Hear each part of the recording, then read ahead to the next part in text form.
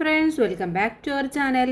8ാം ക്ലാസ്സിലെ മലയാളം പേപ്പർ 2 അഥവാ അടിസ്ഥാന പാഠാവലിയിലെ ഫസ്റ്റ് ടൈം ഇവാലുവേഷൻ 2024-25 ഒരു മോഡൽ ക്വസ്റ്റ്യൻ പേപ്പറാണ് നമ്മൾ നോക്കാൻ പോകുന്നത്.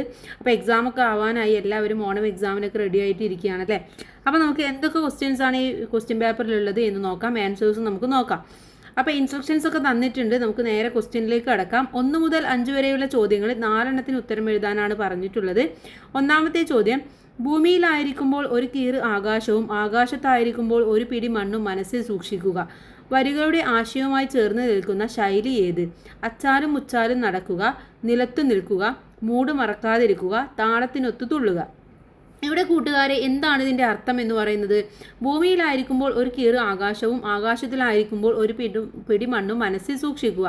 അഥവാ നമ്മൾ കടന്നു പോയിട്ടുള്ള വഴികളൊന്നും മറക്കാതിരിക്കുക എന്നുള്ളതാണ് ഇതിൻ്റെ അർത്ഥം. അപ്പോൾ ഇതിനുമായിട്ട് അനുയോജ്യമായത് ഏതാണ്? മൂട് മറക്കാതിരിക്കുക എന്നുള്ളതാണ്. രണ്ടാമത്തേത്: കൂപ്പുക കുഞ്ഞി കയ്യിൽ കരിവള കാപ്പാക്കുമെന്നമ്മ ചൊന്ന കാലം. ജീവിതത്തിലെ ഏത് കാലഘട്ടത്തെയാണ് കവിയത്രി ഇവിടെ സൂചിപ്പിക്കുന്നത്? ശൈശവം, കൗമാരം, ബാല്യം, യൗവനം. ഏതാണ്? കൂപ്പുക കുഞ്ഞി കൈയെങ്കിൽ കരിവള. അവിടെ ഏതാണ്? ബാല്യമാണ് ഉദ്ദേശിക്കുന്നത്. ഓക്കെ. ഇനി വരാൻ പോകുന്ന കാര്യം കാണാൻ കാണില്ലാത്തവര് പിന്നെ എന്തിനാ ഇതിനൊക്കെ പോകുന്നു? അടിവരയിട്ട ഭാഗം സൂചിപ്പിക്കുന്നത് എന്ത്? മങ്ങിയ കാഴ്ചയുള്ളവർ, കണ്ണട ധരിക്കാത്തവർ, കാര്യങ്ങൾ മുൻകൂട്ടി കാണാൻ കഴിയാത്തവർ, അന്ധന്മാർ. ഇവിടെ എന്താണ്? വരാൻ പോകുന്ന കാര്യം കാണാൻ കണ്ണില്ലാത്തവർ അഥവാ കാര്യങ്ങൾ മുൻകൂട്ടി കാണാൻ കഴിയാത്തവർ എന്നുള്ള മൂന്നാമത്തെ ഓപ്ഷനാണ് ശരിയായിട്ടുള്ളത്. നാലാമത്തെ ചോദ്യം: സൗന്ദര്യബോധം വിഗ്രഹവാക്യ രൂപമേത്? സൗന്ദര്യത്തിൻ്റെ ബോധ്യം, സൗന്ദര്യത്തെക്കുറിച്ചുള്ള ബോധം, സൗന്ദര്യവും ബോധവും, സൗന്ദര്യമാകുന്ന ബോധം. ഏതാണ്? സൗന്ദര്യത്തെക്കുറിച്ചിട്ടുള്ള ബോധമാണ് സൗന്ദര്യബോധം എന്ന് പറയുന്നത്. ഇനി 5: താഴെ കൊടുത്തിരിക്കുന്നവയിൽ പേരച്ചത്തിന് ഉദാഹരണമല്ലാത്തത് ഏത്? വരുന്നയാൾ, കൊല്ലുന്ന രാജാവ്, തിന്നുന്ന മന്ത്രി, കാണാൻ പോയി. ഇനി 6 മുതൽ 8 വരെയുള്ള ചോദ്യങ്ങൾ 2 എണ്ണത്തിന് ഉത്തരം എഴുതാനാണ് പറയുന്നത്. 2 സ്കോർ വീതമാണ്. മാതൃക പോലെ എഴുതുക. തുളുമ്പി പോകാതെ, തുളുമ്പി പ്ലസ് പോകാതെ. അങ്ങനെയാണെങ്കിൽ വാഴപ്പോള എങ്ങനെ എഴുതാം? വാഴ പ്ലസ് പോള. ഇനി അവിടെ ഇല്ല, അവിടെ പ്ലസ് ഇല്ല. അങ്ങനെയാണ് നിങ്ങൾ എഴുതേണ്ടത്. 7: ആരോടും ചേരുവാനാകാതെ വൈദ്യുത വീഴ്ച പോലപ്പത്തായി മാറുന്ന കാലം. കൗമാരകാലത്തെ ഇങ്ങനെ വിശേഷിപ്പിക്കുന്നത് എന്തുകൊണ്ടാണ്? കൗമാരകാലം എന്ന് പറയുന്നത് നമ്മുടെ ജീവിതത്തിലെ തന്നെ വളരെ ബുദ്ധിമുട്ടേറിയ ഒരു കാലമാണ്. കാരണം പല കാര്യങ്ങളും തെറ്റേത് ശരിയേത് എന്ന് തിരിച്ചറിയാനാവാത്ത ഒരു കാലമാണെന്ന് പറയാം. അതുകൊണ്ട് തന്നെ ആരോട് ചേരുവാനാകാതെ അഥവാ ആര് പറയുന്ന അഭിപ്രായവും ചിലപ്പോൾ സ്വീകരിക്കാൻ കഴിയാത്ത ഒരവസ്ഥയിലൂടെ കടന്നു പോകുന്ന ഘട്ടമാണത്.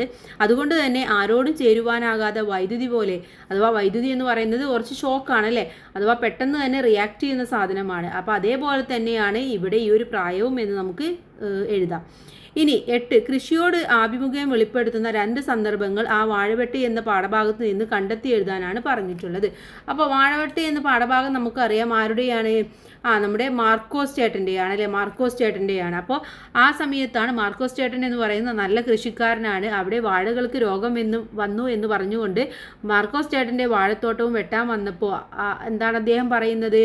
ഒരു കൃഷിക്കാരൻ്റെ അറിവും അനുഭവജ്ഞാനവും വെച്ച് തൻ്റെ വിളകളുടെ രോഗം ആരോഗ്യവുമെല്ലാം കർഷകനെ മനസ്സിലാകൂ എന്നാണ് അദ്ദേഹം പറയുന്നത്. അപ്പോൾ ഇത്തരത്തിൽ അതുപോലെ തന്നെ രോഗം വന്നാൽ എല്ലാം വെട്ടിക്കളഞ്ഞാൽ മതിയോ? അങ്ങനെയാണെങ്കിൽ ഈ ആശുപത്രി ഒന്നും വേണ്ടല്ലോ എന്നൊക്കെ പറയുന്നുണ്ട്. അപ്പോൾ അതൊക്കെ കൃഷിയോടുള്ള അദ്ദേഹത്തിൻ്റെ ആഭിമുഖ്യമാണ് നമുക്ക് മനസ്സിലാക്കാൻ വേണ്ടി സാധിക്കുന്നത്. അടുത്തത് നോക്കൂ. 9 മുതൽ 14 വരെയുള്ള ചോദ്യങ്ങളിൽ 5 എണ്ണത്തിനാണ് ഉത്തരം എഴുതാൻ പറഞ്ഞിട്ടുള്ളത്. ഓരോന്നിനും 4 സ്കോർ വീതമാണ്. ഓണവും പൂവും മറന്ന മലയാള നാടിങ്ങു ഗിന്ന ഞാൻ നുക്കി നിൽപ്പു. കവിയത്രിയുടെ ദുഃഖം ഇന്ന് മലയാളിയുടെ ദുഃഖങ്ങളായി മാറുന്നുണ്ടോ? വിശകലന കുറിപ്പ് തയ്യാറാക്കുക. തീർച്ചയായിട്ടും ഉണ്ടല്ലേ. കാരണം പണ്ടത്തെ ഓണവും ഇന്നത്തെ ഓണവും എന്ന വിഷയത്തിൽ നമുക്ക് ഒരുപാട് കാര്യങ്ങൾ നമ്മൾ പഠിച്ചിട്ടുള്ളതാണ്. അപ്പോൾ നമുക്കറിയാം പണ്ടത്തെ ഓണം എന്ന് പറയുന്നത് എന്തായിരുന്നു? ആ പ്രകൃതിയോട് വളരെയധികം ഇണങ്ങിച്ചേരുകയും പ്രകൃതിയിലേക്ക് ഇറങ്ങിച്ചെന്ന് നടത്തുന്നതുമായ ഒരു ആഘോഷമാണ് ഓണം എന്ന് പറയുന്നത്.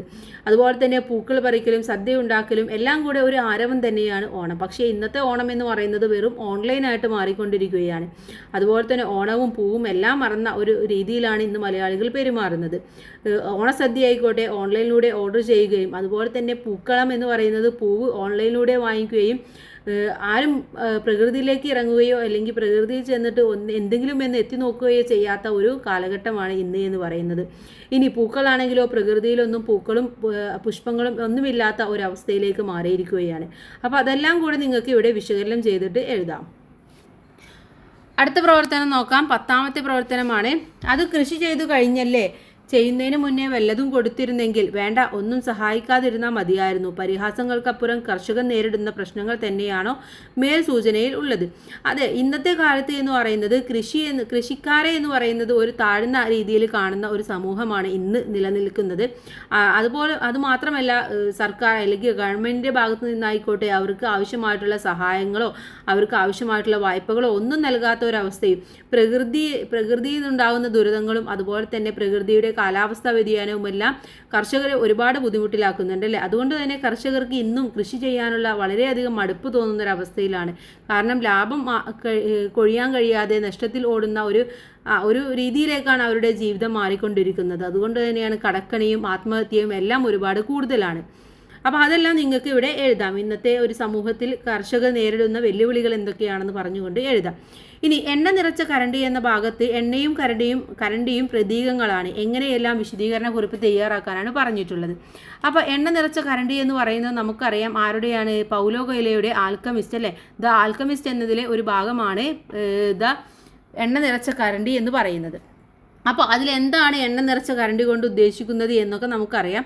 ജ്ഞാനിയെ കുറിച്ചിട്ടും അതുപോലെ തന്നെ അതിൽ പറയുന്ന ബാക്കിയുള്ള ആളുകളെ കുറിച്ചിട്ടും നമുക്ക് എല്ലാ കാര്യങ്ങളും നമ്മൾ പഠിച്ചിട്ടുള്ളതാണ്. 2 തുള്ളി എണ്ണ നിറച്ച കരണ്ടി കയ്യിൽ പിടിച്ച് കൊട്ടാരത്തിൽ കാഴ്ചകൾ കണ്ടുവരാൻ ജ്ഞാനിയാണ് അവനോട് പറയുന്നത്. എന്നാൽ എണ്ണ തുളുമ്പാതെ സൂക്ഷിച്ചു നടന്നതുകൊണ്ട് കൊട്ടാരത്തിലെ ഭംഗി അവന് ആസ്വദിക്കാൻ കഴിഞ്ഞില്ല. കൊട്ടാരത്തിൻ്റെ സൗന്ദര്യം നന്നായി കണ്ടുവരാൻ ജ്ഞാനി അവനോട് വീണ്ടും ആവശ്യപ്പെട്ടു. ഇത്തവണ ഉദ്യാനത്തിലെ പൂക്കളും ചിത്രപ്പണികളും എല്ലാം അവൻ നന്നായി ആസ്വദിച്ചു. എന്നാൽ കരണ്ടിയിലെ എണ്ണ മുഴുവൻ നഷ്ടപ്പെട്ടിരുന്നു. അപ്പോൾ അവിടെ എന്താണ്? ജീവിതത്തെക്കുറിച്ചുള്ള പ്രധാനപ്പെട്ട ഒരു തത്വചിന്തയാണ് നമുക്ക് ഇതിലൂടെ കാണാൻ കഴിയുന്നത് അല്ലേ. കാരണം ഒരു കാര്യത്തിൽ തന്നെ നമ്മുടെ കോൺസെൻട്രേഷൻ കൊടുത്തു കഴിഞ്ഞാൽ നമുക്ക് ബാക്കിയൊന്നും ആസ്വദിക്കാൻ കഴിയില്ല എന്ന ഒരു വലിയ സത്യം നമ്മൾ ഇതിലൂടെ മനസ്സിലാക്കുന്നുണ്ട്. ഇനി അടുത്തത് 12ാമത്തെയാണ്. ഫ്ലാറ്റിലെ ബാൽക്കണി തുഞ്ചത്തു കർക്കിടക്കാറ്റും മഴയും കൊടിച്ചുരുക്കി. ഗ്രാമസംസ്കൃതിയിൽ നിന്ന് നഗര സംസ്കൃതിയിലേക്കുള്ള മാറ്റം അവതരിപ്പിക്കാൻ ഈ പ്രയോഗത്തിന് സാധിക്കുന്നുണ്ടോ? അഭിപ്രായ കുറിപ്പ് തയ്യാറാക്കാനാണ് പറയുന്നത്. ഉണ്ടല്ലേ. ഇന്ന് എന്ന് പറയുന്നത് നമ്മുടെ നഗരങ്ങളിൽ നിന്നുള്ള താമസം എല്ലാം കുറഞ്ഞു. ഗ്രാമങ്ങളിൽ നിന്നുള്ള താമസം വളരെയധികം കുറയുകയും ഗ്രാമങ്ങൾ തന്നെ നഗരങ്ങളായി മാറുകയും ചെയ്യുന്നൊരവസ്ഥയിലേക്ക് ഇന്ന് മാറിയിട്ടുണ്ട്. അതുകൊണ്ട് തന്നെ എല്ലാ ആസ്വാദനവും എവിടെ നിന്നാണ്? ബാൽക്കണിയിൽ നിന്നാണെന്ന് നമുക്ക് പറയാൻ വേണ്ടി സാധിക്കും. അപ്പോൾ അത് നിങ്ങളുടെ അഭിപ്രായം നിങ്ങൾക്കൊന്ന് എഴുതി സമർത്ഥിക്കാം. ഇനി 13. അതിനാണ് ഞങ്ങളെ നിയമിച്ചിരിക്കുന്നത്. 1-2 അല്ല, രൂപ 5000 വീതമാണ് ഗവൺമെൻറ്റിന് ചെലവ്. തനിക്കറിയാമോ? ഏതിന്? ഈ ഒരു വാഴ വെട്ടാനോ? ആ കർഷകൻ ചോദിച്ചു. നിയമം നടപ്പാക്കുന്നവരും നിരാലംബരുമായ കർഷകരും തമ്മിലുള്ള വാദപ്രതിവാദമായി ഇതിനെ കാണാൻ കഴിയുമോ? കുറിപ്പ് തയ്യാറാക്കുക. ഇത് നമുക്ക് കാണാൻ കഴിയും. കാരണം എന്ന് പറയുന്നത് മാർക്കോസ് ചേട്ടൻ അത്രയും ഇഷ്ടത്തോടെ വളർത്തിയിരുന്ന വാഴകളായിരുന്നു അത് അല്ലേ. ഒരു അസുഖം വന്ന്, നാട്ടിലൊരു അസുഖം വന്ന് എന്നതിൻ്റെ പേരിൽ എല്ലാ വാഴകൾക്കും അസുഖമാണെന്ന് പറഞ്ഞുകൊണ്ട് ആ വാഴകളെ വെട്ടാൻ വേണ്ടി തുനിയുന്ന നിയമപാലകരെയാണ് നമുക്കിവിടെ കാണാൻ വേണ്ടി സാധിക്കുന്നത്. പക്ഷേ മാർക്കോസ് ചേട്ടൻ പറയുന്നത് എന്താണ്? രോഗം വന്നു കഴിഞ്ഞാൽ ആശുപത്രിയിലാണ് കൊണ്ടുപോകേണ്ടത്, അല്ലെങ്കിൽ പിന്നെ ആശുപത്രിയൊക്കെ എന്തിനാണ്? അതുമാത്രമല്ല, നിങ്ങളെക്കാൾ ഇതിൽ അറിവ് എന്ന് പറയുന്നത് എനിക്കാണ്. എനിക്കറിയാം എൻ്റെ വാഴകൾക്ക് അസുഖമാണോ ഇല്ലയോ എന്നുള്ളത് എന്നൊക്കെയാണ് പറയുന്നത്. അപ്പോൾ അവർ പറയുന്നുണ്ട് ഗവൺമെൻറ് ഞങ്ങൾക്ക് ഇത് വെട്ടാൻ വേണ്ടിയിട്ട് 5000 രൂപയാണ് തന്നിട്ടുള്ളത് എന്ന് പറയുകയാണ്. അപ്പോൾ മാർക്കോസ് ചേട്ടൻ ചോദിക്കാനോ ഈ ഒരു വാഴ വെട്ടാനാണോ 5000 രൂപ എന്ന് ചോദിക്കുകയാണ് അല്ലേ. അപ്പോൾ അവർ തമ്മിലുള്ള ഒരു വാക്ക് തർക്കമാണ് നമുക്കിവിടെ മനസ്സിലാവുന്നത്. ഇനി 14. ഭൂമിയിലും നിങ്ങൾ തളിർക്കും, ആകാശത്തിലും വേര് പടരും. വേരും തളിരും PK പാറക്കടവ്. ജീവിതം ഭൂമിയിൽ തളിർക്കുക എന്ന പ്രയോഗം പ്രത്യാശയുടെ സൂചിപ്പിക്കുന്നതാണോ? നിരീക്ഷണ കുറിപ്പ് തയ്യാറാക്കുക. ഇവിടെ ഭൂമിയിലും നിങ്ങൾ തളിർക്കും എന്ന് പറഞ്ഞാൽ എന്താണ്? ഭൂമിയിൽ നിങ്ങൾ അത്രയും നല്ല കാര്യങ്ങൾ ചെയ്തിട്ടുണ്ടെങ്കിൽ, അല്ലെങ്കിൽ നിങ്ങളുടെ ജീവിതത്തിൽ നല്ല നല്ല കാര്യങ്ങൾ ഉണ്ടായിട്ടുണ്ടെങ്കിൽ നിങ്ങൾ തളിർക്കും. തളിർക്കുക എന്ന് പറഞ്ഞാൽ നമ്മളൊരു ചെടി തളിർക്കുക എന്ന് പറഞ്ഞാൽ ഒരുപാട് പ്രതീക്ഷയോട് കൂടിയിട്ട് ഭൂമിയിലേക്ക് വരികയാണല്ലേ. അതേപോലെ തന്നെയാണ് ഇവിടെ തളിർക്കുക എന്നതുകൊണ്ട് ഉദ്ദേശിക്കുന്നത്. ഇവിടെ മനുഷ്യൻ്റെ ആ ഒരു ജീവിതം ഭൂമിയിൽ തളിർക്കുക എന്ന് പറഞ്ഞാൽ പ്രതീക്ഷ ഉണ്ടാവുക, ജീവിതത്തിൽ നല്ല നല്ല കാര്യങ്ങൾ സംഭവിക്കുക, അല്ലെങ്കിൽ നല്ല നല്ല പ്രതീക്ഷയോടെ മുന്നോട്ട് പോവുക എന്നതൊക്കെ തന്നെയാണ് ഉദ്ദേശിക്കുന്നത്. ഇനി 15 മുതൽ 17 വരെ ചോദ്യങ്ങളിൽ 2 എണ്ണത്തിനാണ് ഉത്തരം എഴുതേണ്ടത്. 6 സ്കോർ വീതമാണ്. 15ാമത്തേത്. ഒരു കർഷകന്റെ മുഖത്തെ പ്രസന്നത അന്വേഷിക്കാൻ കേരളത്തിന് നേരമില്ല. അവ ശക്തി എരിഞ്ഞടങ്ങിയ ബാറ്ററികൾ പോലെ നിലകൊള്ളുന്നു. മാർക്കോസ് ചേട്ടൻ എന്ന കർഷകന്റെ സ്വഭാവ സവിശേഷതകൾ കണ്ടെത്തി ഒരു കഥാപാത്ര നിരൂപണം എഴുതാനാണ് നമ്മളെടുത്ത് പറഞ്ഞിട്ടുള്ളത്. അപ്പം മാർക്കോസ് ചേട്ടനെ കുറിച്ചിട്ടുള്ള കാര്യങ്ങളൊക്കെയാണ് നിങ്ങൾ ഈ കഥാപാത്ര നിരൂപണത്തിൽ എഴുതേണ്ടത്. മാർക്കോസ് ചേട്ടനെ കുറിച്ച് നമുക്കറിയാം. മാർക്കോസ് ചേട്ടൻ എന്താണ്? ഈ കഥയിലെ മുന്നോട്ട് കൊണ്ടുപോകുന്ന ഏറ്റവും വലിയ വ്യക്തിയാണല്ലേ. അദ്ദേഹമാണ് ഈ കഥയിലൂടെ ഓരോ കാര്യങ്ങളും പറയുന്നത്. അപ്പോൾ മാർക്കോസ് ചേട്ടൻ എന്ന് പറയുന്നത് പ്രധാന കഥാപാത്രമാണെന്ന് പറയാം. എല്ലുകൾ ഉന്തിയ അർദ്ധനഗ്നയായ ശരീരവും വളഞ്ഞ നട്ടെല്ലും ഒട്ടിയ കവിളും കുഴിഞ്ഞ കണ്ണുകളുമെല്ലാം അദ്ദേഹത്തിൻ്റെ കഷ്ടപ്പാടിൻ്റെയും ദാരിദ്ര്യത്തിൻ്റെയും അധ്വാനത്തിൻ്റെയും നേർക്കാഴ്ചയായിട്ടാണ് നമുക്ക് മുന്നിൽ കാണുന്നത്. മണ്ണിനെ അറിയുന്ന, മണ്ണിനെ സ്നേഹിക്കുന്ന കഠിനാധ്വാനിയായ കർഷകനാണ് മാർക്കോസ് എന്ന് പറയുന്നത്. ആകെയുള്ള ഒരേക്കർ സ്ഥലത്ത് വാഴകൃഷിയാണ് അയാളുടെ ലോകം. വാഴകൾ അയാൾക്ക് വെറും ജീവിതോപാധി മാത്രമല്ല, അവ അയാൾക്ക് തൻ്റെ മക്കളെ പോലെയായിരുന്നു. താൻ സ്നേഹിക്കുന്ന വാഴകളെ രാസവളങ്ങളും കീടനാശിനികളും മറ്റുമിട്ട് അയാൾ അമിത ലാഭത്തിനായി ദ്രോഹിക്കുന്നില്ല. മണ്ണിൻ്റെയും വാഴയുടെയും ആരോഗ്യകരമായ നിലനിൽപ്പിനെ ഇല്ലാതാക്കുന്ന ഒന്നിനും അയാൾ തയ്യാറല്ല. അപ്പം അയാളുടെ സ്വഭാവങ്ങളെ കുറിച്ചിട്ടാണ് നിങ്ങൾ ഈ കഥാപാത്ര നിരൂപണത്തിൽ എഴുതേണ്ടത്. ഇനി താഴെ കൊടുത്തിരിക്കുന്ന പട്ടിക ശരിയായ രീതിയിൽ ക്രമപ്പെടുത്താൻ പറയുന്നുണ്ട്. ശരിയായ രീതി നമുക്കൊന്ന് നോക്കാം. എണ്ണ നിറച്ച കരണ്ടി, അതുമായി ബന്ധപ്പെട്ടത് എന്താണ്? സന്തോഷത്തിൻ്റെ രഹസ്യമണിയരം മറിയണമല്ലേ പക്ഷേ എന്നുള്ളതാണ് അല്ലേ. അതുപോലെ തന്നെ അതിൽ പറയുന്നത് ജ്ഞാനി എന്നുള്ളതിനെ കുറിച്ചിട്ടാണ്. ഇനി പുതുവർഷത്തിലായിക്കോട്ടെ, പുതുവർഷത്തിൽ എന്തിനു പൂക്കളം എന്തിനു മീതെയാണ് മുഖം സ്നേഹമായി ഉജ്ജ്വലിക്കേ എന്നുള്ളതാണ്. അതുമായി ബന്ധപ്പെട്ടത് എന്ന് പറയുന്നത് റാഹേലാണ് അല്ലേ. അപ്പോൾ വാഴവെട്ടാണെങ്കിലോ, വാഴവെട്ടുമായി ബന്ധപ്പെട്ടത് എൻ്റെ അപ്പച്ച തികഞ്ഞില്ല അതിനു മുമ്പേ അരി വെന്തു എന്നുള്ളതാണ്. അതുപോലെ തന്നെ